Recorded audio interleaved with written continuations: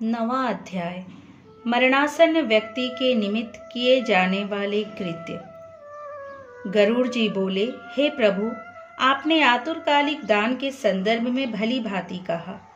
अब म्रियमाण व्यक्ति के लिए जो कुछ करना चाहिए उसे बताइए।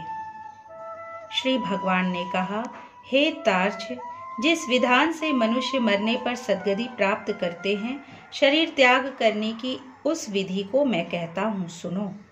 कर्म के संबंध से जब प्राणी अपना शरीर छोड़ने लगता है तो उस समय तुलसी के समीप गोबर से एक मंडल की रचना करनी चाहिए।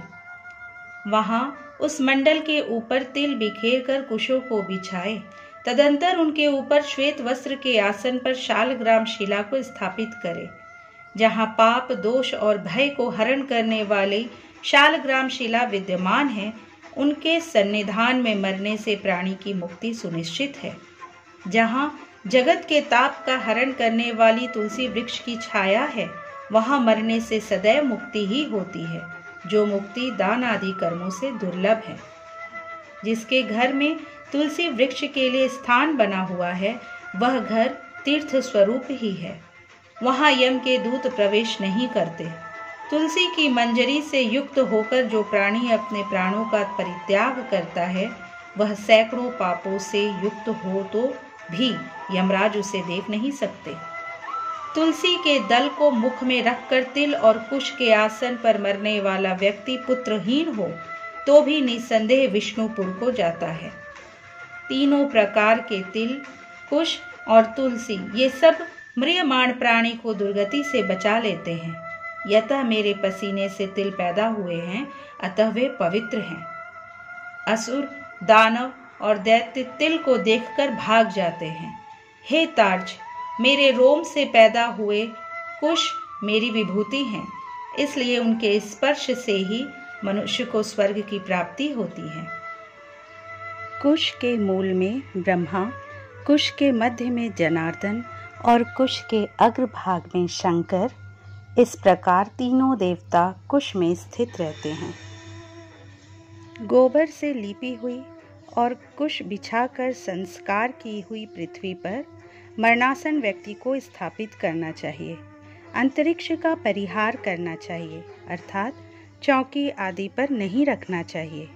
ब्रह्मा, विष्णु, रुद्र तथा अन्य सभी देवता और अग्नि, ये सभी मंडल पर विराजमान रहते हैं, इसलिए मंडल की रचना करनी चाहिए। जो भूमि लेप रहित होती है, अर्थात मल मूत्र आदि से रहित होती है, वह सर्वत्र पवित्र होती है। किंतु जो भूमि भाग कभी लीपा जा चुका है, वहाँ पुनः लीपने पर उसकी शुद्धि हो जाती है। बिना लिपी हुई भूमि पर, चारपाई आदि पर या आकाश में राक्षस, पिशाच, भूत प्रेत और यमदूत प्रविष्ट हो जाते हैं। इसलिए भूमि पर मंडल बनाए बिना अग्निहोत्र, श्राद्ध, ब्राह्मण भोजन, देव पूजन और आतुर व्यक्ति का स्थापन नहीं करना चाहिए। इसलिए लिपी हुई भूमि आतुर व्यक्ति को लिटाकर उसके मुख में स्वर्ण और रत्न का प्रक्षेप करके शालग्राम स्वरूपी भगवान विष्णु का पादोदक देना चाहिए। जो शालग्राम शिला के जल को बिंदु मात्र भी पीता है, वह सभी पापों से मुक्त हो वैकुंठ लोक में जाता है। इसलिए महापातक को नष्ट करने वाले गंगा जल को देना चाहिए। गंगा जल का पान सभी तीर्थों में किए जाने वाले स्नान, दान आदि के पुण्य रूपी फल को प्रदान करने वाला है। जो शरीर को शुद्ध करने वाले चंद्रायण व्रत को 1000 बार करता है और जो गंगा जल का 1 बार पान करता है, वे दोनों समान फल वाले हैं। हे तार्क्ष, अग्नि के संबंध से जैसे रुई की राशि नष्ट हो जाती है, उसी प्रकार गंगा जल से पातक भस्मसात हो जाते हैं। जो सूर्य की किरणों से संतप्त गंगा के जल का पान करता है, वह सभी योनियों से छूटकर हरि के धाम को प्राप्त होता है। अन्य नदियाँ मनुष्यों को स्नान करने पर पवित्र करती हैं, किंतु गंगा जी तो दर्शन, स्पर्श, पान अथवा गंगा इस नाम का कीर्तन करने मात्र से सैकड़ों हजारों पुण्य रहित पुरुषों को भी पवित्र कर देती है। इसलिए संसार से पार लगा देने वाले गंगा जल को पीना चाहिए। जो व्यक्ति प्राणों के कंठगत होने पर गंगा गंगा ऐसा कहता है, वह विष्णु लोक को प्राप्त होता है और पुनः भूलोक में जन्म नहीं लेता। प्राणोत्क्रम के समय जो पुरुष श्रद्धा युक्त होकर मन से गंगा का चिंतन करता है, वह भी परम गति को प्राप्त होता है। अतः गंगा का ध्यान, गंगा को नमन, गंगा का संस्मरण करना चाहिए और गंगा जल का पान करना चाहिए। इसके बाद मोक्ष प्रदान करने वाली श्रीमद् भागवत की कथा को जितना संभव हो उतना श्रवण करना चाहिए। जो व्यक्ति अंत समय में श्रीमद् भागवत के एक श्लोक, आधे श्लोक अथवा एक पाद का भी पाठ करता है, वह ब्रह्मलोक को प्राप्त होकर पुनः संसार में कभी नहीं आता। हे खग, प्राण त्याग के समय मनुष्य को अनशन व्रत करना चाहिए और यदि वह विरक्त द्विजन्मा हो तो उसे आतुर संन्यास लेना चाहिए। प्राणों के कंठ पर आने पर जो प्राणी मैंने संन्यास ले लिया है ऐसा कहता है, वह मरने पर विष्णु लोक को प्राप्त होता है, पुनः पृथ्वी पर उसका जन्म नहीं होता। इस प्रकार हे खग, जिस धार्मिक पुरुष के आतुरकालिक पूर्वोक्त कार्य संपादित किए जाते हैं, उसके प्राण ऊपर के छिद्रों से सुखपूर्वक निकलते हैं।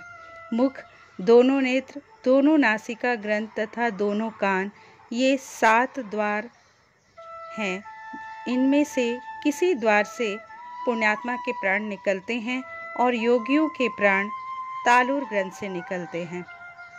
अपान से मिले हुए प्राण जब पृथक हो जाते हैं, तब प्राण वायु सूक्ष्म होकर शरीर से निकलता है। प्राण वायु रूपी ईश्वर के निकल जाने पर काल से आहत शरीर निराधार वृक्ष की भांति गिर पड़ता है। प्राण से मुक्त होने के बाद शरीर तुरंत चेष्टा शून्य, घृणित, दुर्गंध युक्त, अस्पृश्य और सभी के लिए निंदित हो जाता है। इस शरीर की कीड़ा, विष्ठा तथा भस्म रूप ये 3 अवस्थाएं होती हैं।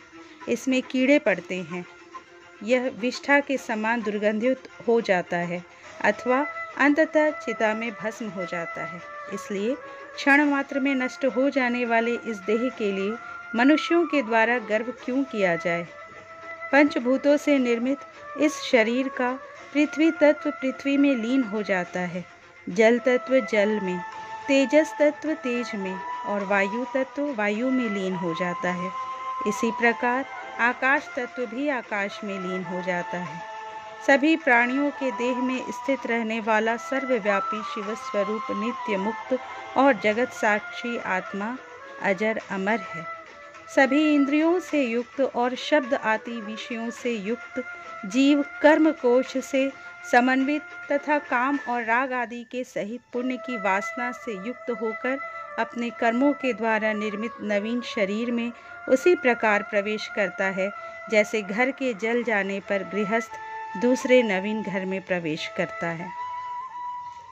तब किंकणी जाल की मालाओं से युक्त विमान लेकर सुंदर चामरों से सुशोभित देवदूत आते हैं। धर्म के तत्व को जानने वाले बुद्धिमान धार्मिक जनों के प्रिय वे देवदूत कृतकृत्य इस जीव को विमान से स्वर्ग ले जाते हैं।